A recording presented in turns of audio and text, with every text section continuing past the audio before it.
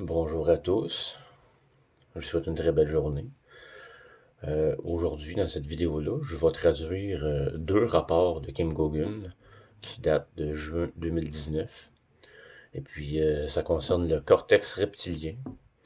Et je vais commencer par vous montrer ce que je vais vous lire, la partie 1. La partie 2 sera dans une deuxième vidéo. Alors, on regarde ça.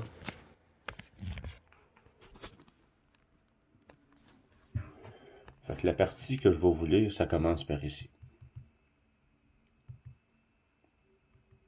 Bien entendu, le lien de ces informations-là sera mis dans les commentaires de la vidéo.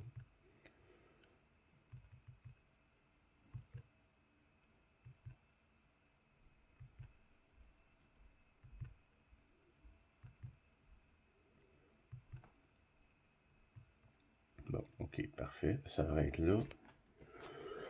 On remet ça ici. On revient ça de bord. Là, positionner pour être très à l'aise. Bon, on ramène ça en haut.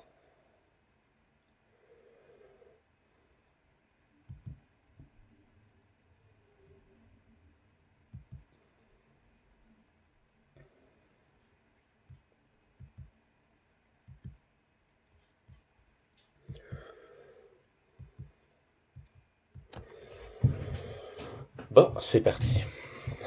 Partie 1. Comment votre cerveau est câblé et influence votre corps tout entier? Cortex reptilien, un système de régulation des courants alternatifs. Cerveau droit versus cerveau gauche. L'impact du maintien d'une personne en état de stress intense. L'expérience personnelle de Kim sur la gestion des réactions de stress intense. Passer d'un système à courant alternatif à un système direct.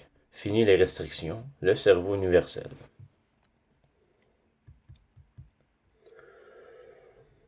Bien entendu, ce rapport a été diffusé le 24 juin 2019 sur News Broadband-Eid, en fait United Network Earth à ce moment-là. Il s'agit de la première partie d'une série de 3, car cette émission était assez longue et détaillée. Dans cette première partie, qui m'explique plus en détail le fonctionnement du cerveau dans un système à courant alternatif, le seul que nous ayons connu jusqu'à présent. Mais avec le nouveau système de lumière et l'âge d'or, nous entrons dans un système à courant continu, ce qui influencera positivement le fonctionnement de notre cerveau. Ces éléments constituent le fondement qui permettra ensuite d'expliquer pourquoi, malgré tous leurs efforts, les forces obscures ne parviendront jamais à leur fin, avec leur monnaie numérique de banque centrale, leur grande réinitialisation et leur programme de dépopulation.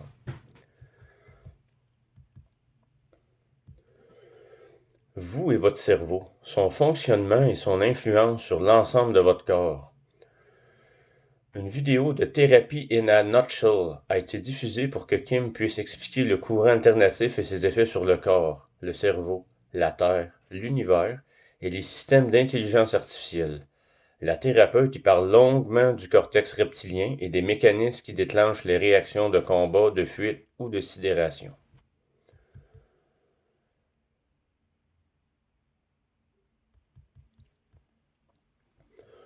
Cortex reptilien, un système de régulation des courants alternatifs.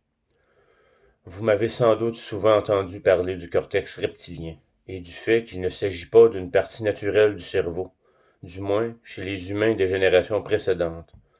Le cortex reptilien est un système de régulation des courants alternatifs.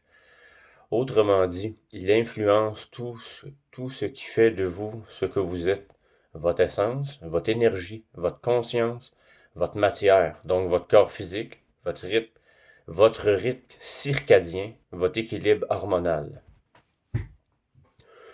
Si l'on considère la société dans son ensemble, elle est structurée pour nous maintenir constamment dans un état d'alerte, que ce soit par la difficulté à payer nos factures, l'obligation de travailler de longues heures pour nourrir notre famille, etc. Et l'État profond le sait. Une grande partie de ces manipulations a été orchestrée soit par des êtres non humains, soit par un programme d'intelligence artificielle connecté directement à notre cortex reptilien. Ce dernier contient les aspects lumineux, obscurs et neutres de toute chose, énergie, essence, conscience, etc. Il régule également la quasi-totalité des fonctions corporelles et nous maintient en état d'alerte permanent. Toutes les fonctions naturelles de notre corps ont été altérées artificiellement.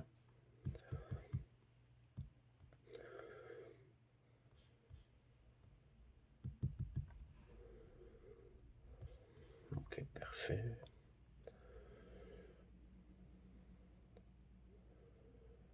Pour un article connexe sur le cortex reptilien, voir la véritable histoire de l'humanité. L'humanité 5.0 a gagné une guerre il y a 69 millions d'années. Nous avons combattu le même ennemi il y a 250 000 ans, mais nous avons perdu. Quel a été l'élément décisif?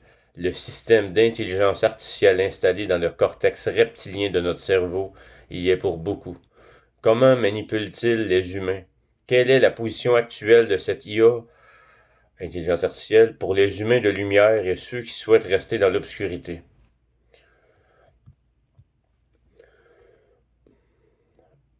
Si je me trompe pas, c'est la prochaine, c'est dans la partie 2 que je vais parler de ça. Bon.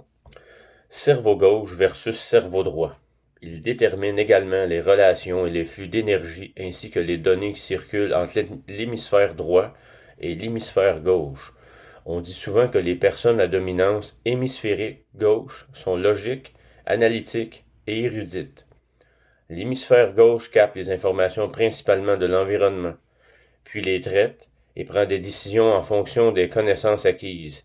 Du point de vue de la physique quantique, il est intéressant de noter que la partie gauche du cerveau est appelée hémisphère de la connaissance, car elle reçoit les informations et les connaissances transmises par le cortex reptilien, puis les traite pour prendre une décision. L'hémisphère droit du cerveau est souvent considéré comme le siège de la créativité, et les personnes à dominance droite sont généralement des artistes et des créatifs. L'idéal serait toutefois d'exploiter pleinement les deux hémisphères.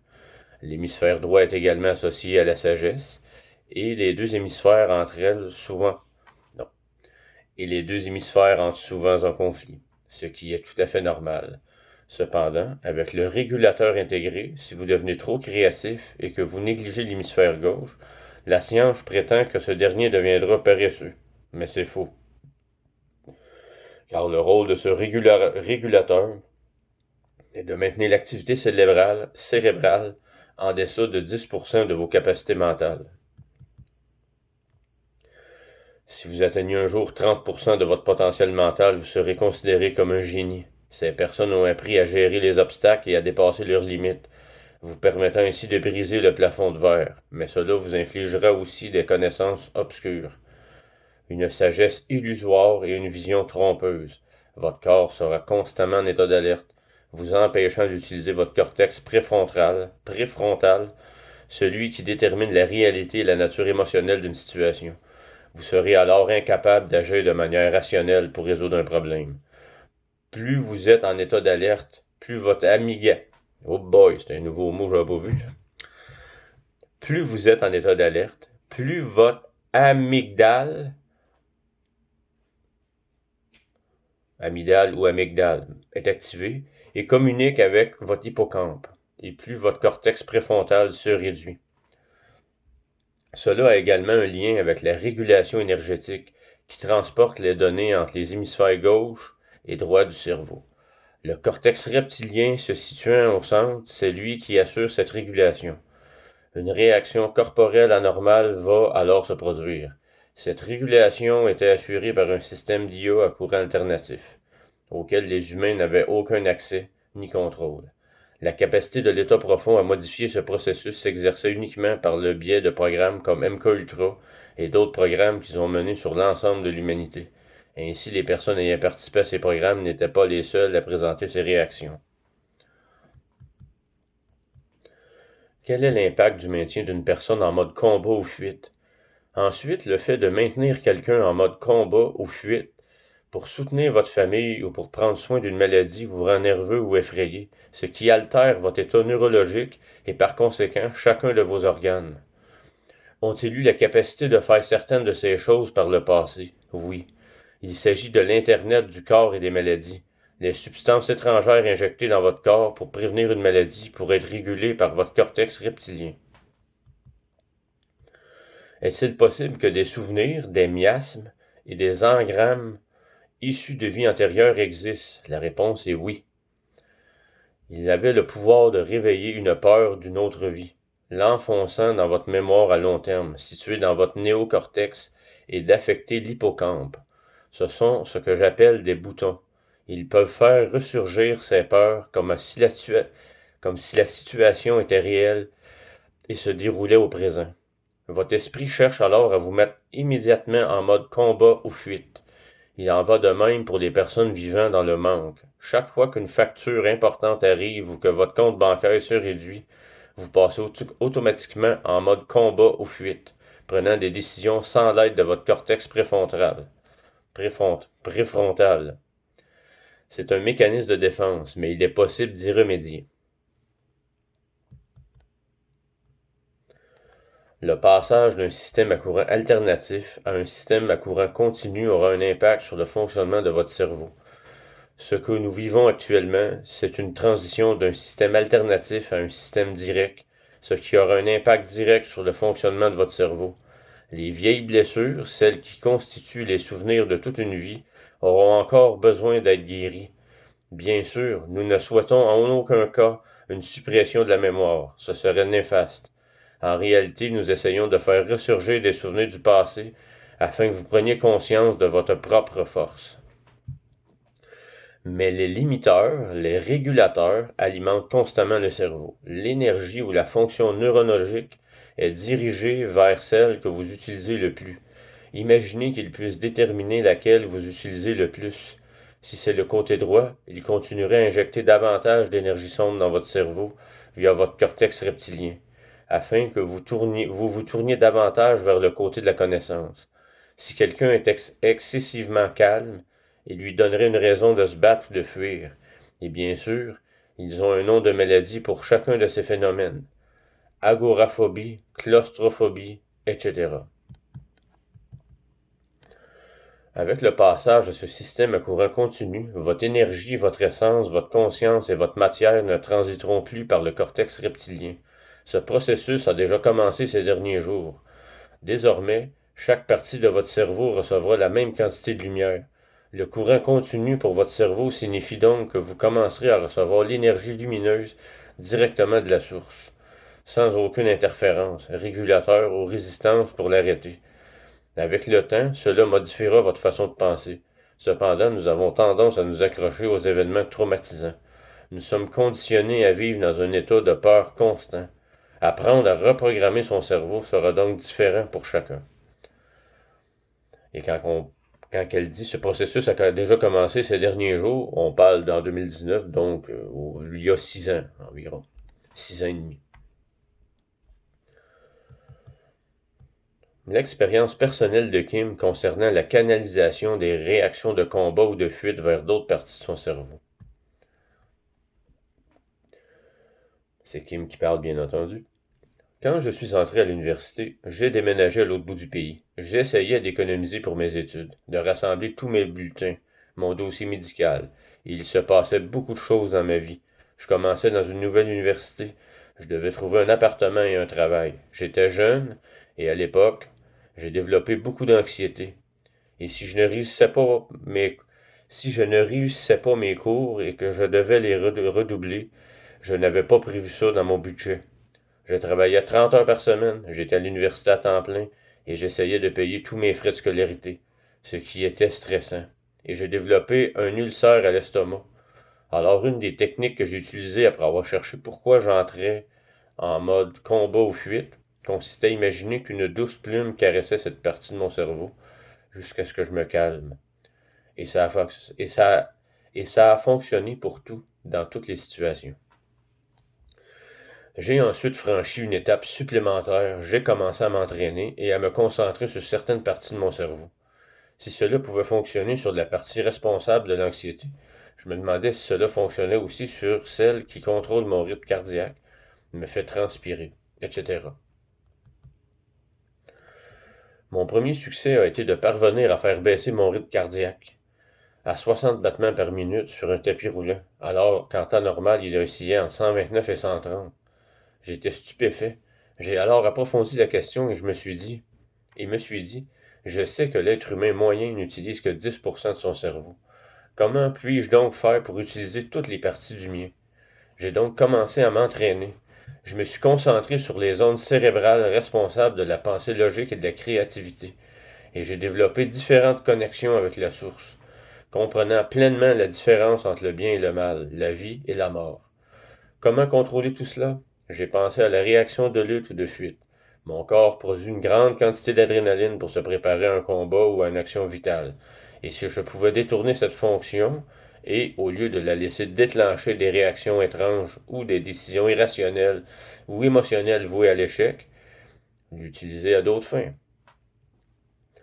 J'ai commencé à étudier l'énergie qui circule dans mon corps et le fonctionnement de l'adrénaline afin de pouvoir canaliser cette réaction de lutte ou de fuite vers d'autres parties de mon cerveau. D'une part, les parties qui me permettent d'analyser les situations, de prendre des décisions, et d'autre part, celles qui me permettent d'être créatif et ingénieux pour me sortir de ces situations.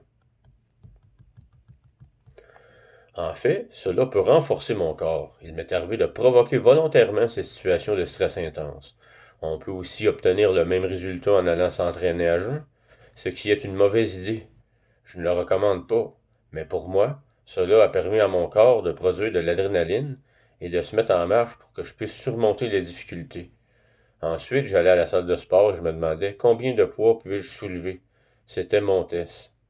Croyez-le ou non, en canalisant cette adrénaline, en activant les deux hémisphères de mon cerveau, puis en essayant de contrôler mes organes, mes fonctions neurologiques et mes mouvements volontaires, je pouvais soulever 2, 3, voire 4 fois plus. C'est devenu une expérience intéressante pour explorer mes autres capacités, ce qui s'est avéré très utile lorsque j'ai rencontré des agents d'1,95 m en voyageant à travers le monde. Je savais que si je parvenais à faire monter mon adrénaline et la diriger vers la partie du cerveau nécessaire, quelle qu'elle soit, je pouvais rivaliser avec ces individus. J'ai appris à le faire.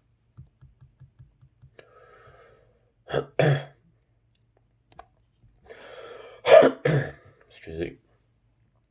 On peut en fait reprogrammer son cerveau et même rééduquer ses organes.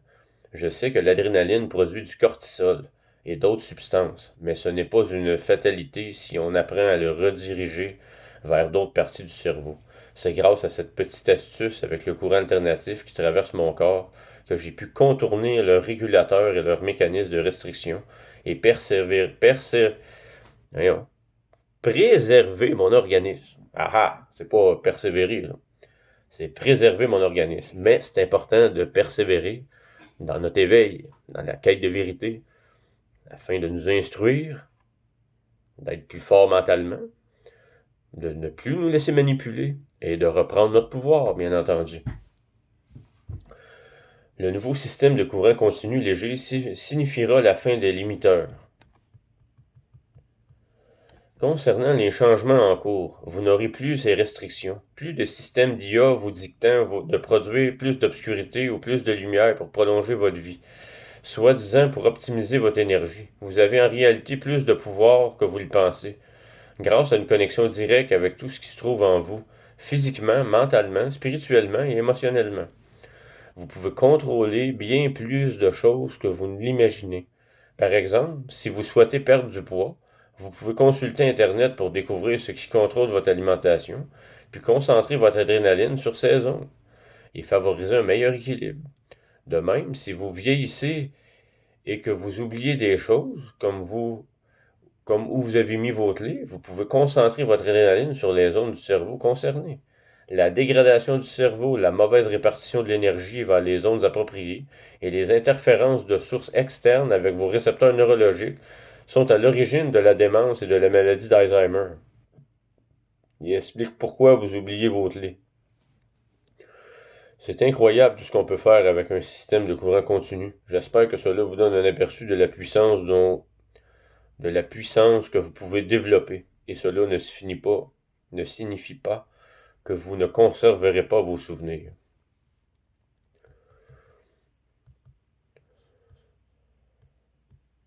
Le cerveau universel. On peut considérer le cerveau universel comme les archives akashiques universelles, mais la salle des archives exerce également une influence directe sur celui-ci. De même que vous possédez un cerveau, l'univers fonctionne de manière similaire, mais non identique. L'univers entier et toutes ses fonctions vitales, Soleil, étoiles, planètes, galaxies, Terre, Lune, tout fonctionne à une échelle bien plus vaste, selon un principe de courant alternatif.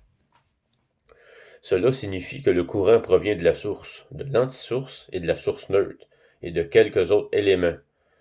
Je n'arrive pas à comprendre le terme exact dans l'enregistrement audio. Bon. Ça, c'est PJZ qui comprend pas, donc je vais le relire pour qu'on... Cela signifie que le courant provient de la source, de l'antisource, de la source neutre et de quelques autres éléments, reliés entre eux pour former votre régulateur. Une grande partie de ce système était contrôlée par l'IA, mais les systèmes d'IA étaient là uniquement pour garantir le bon fonctionnement de l'ensemble, conformément à l'ère numérique en vigueur et à la définition des personnes aux commandes. Ainsi, le courant alternatif qui alimente tout est généré par un système, car nous le savons en électronique, c'est le courant qui fait fonctionner tous les appareils. Donc la partie 1 est terminée. C'est énormément, c'est extrêmement important qu'on connaisse ces informations-là. C'est extrêmement important. C'est le rapport le plus important qu'il faut commencer, qu'il faut s'instruire. Parce que c'est le fonctionnement de notre cerveau. On nous a tellement menti, manipulé, travaillé contre notre vraie nature. Mis des programmes, des centaines de milliers, voire des millions de programmes d'intelligence artificielle qui nous affectaient au niveau soit des fréquences, qui sont des parasites. Puis on sait maintenant, là, ça date de 6 ans, ça, ce rapport-là, qui était au tout début. Rendu en 2025, là, c'est pas mal plus complexe que ça. Là. C'est ça, c'était des millions de programmes d'IA reliés à la bête. La bête, c'est la source d'énergie sombre qui faisait marcher des programmes séquestraux qui contrôlaient tous les ministères des entreprises privées qui sont les gouvernements, les entreprises privées des Rothschild qui sont des faux gouvernements. Le système séquestro contrôlait tous les ministères de tous les pays du monde. Là. Tout était contrôlé par l'intelligence artificielle sombre, là, dark. Là. Puis ça fait plusieurs centaines de milliers d'années. Là. Ça remonte à 250 000 ans. Là. Puis c'est vraiment incroyable. Là. Ça, c'est une des informations les plus importantes qu'on doit savoir là, pour se réveiller, pour sortir de la matrice et pour s'éveiller et augmenter notre connexion avec la source et le créateur. Sur ce, c'était la partie 1. Donc, on se revoit pour la partie 2. Belle journée à tous.